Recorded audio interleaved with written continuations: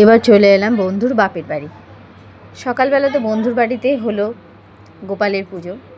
এবার গোপালের পুজো হচ্ছে বন্ধুর বাপের বাড়িতে। হ্যাঁ, ওর বাপের বাড়িতেও আমি যাই, আর ওদের যে কোনো অনুষ্ঠানে ওর বাপের বাড়িতেও যাই, ওর শ্বশুর বাড়িতে যাই। এতটাই আমরা ভালো বন্ধু। আসলে বন্ধুত্ব হচ্ছে ছেলেমেয়েদের স্কুলের ছেলেমেয়েদের বন্ধুত্ব থেকে আমাদের মায়েদের বন্ধুত্ব। তো সেই কারণে তো এখানে দেখুন একটা সিংহাসনে চারটে গোপাল, আর ওদিকে লোকনাথ বাবারও যেহেতু জন্মদিন, তাই লোকনাথ বাবাকেও ওখানে সাজানো হয়েছে। আর এরা সব বাচ্চা কাচ্চাদের, আবার ওদের দুই বোনেরই দুটো গোপাল তো এখানে সাজানো হয়েছে। পুজো করছে।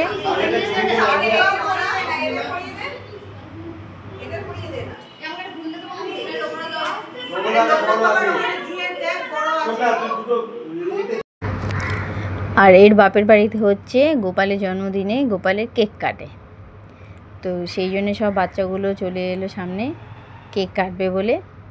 আর এখানের ভয়েসটা আমাকে মিউট করতে হয়েছে, কারণ সেই সময় হ্যাপি বার্থডে গানটা মোবাইলে চলছিল বলে বন্ধ করে দিয়েছি, মানে মিউট করে দিয়েছি।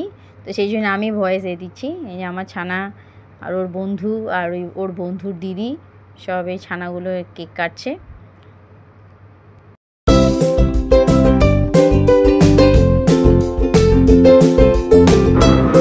আর সবাই কি সুন্দর এখানে শুয়ে প্রণাম করছে গোপালকে।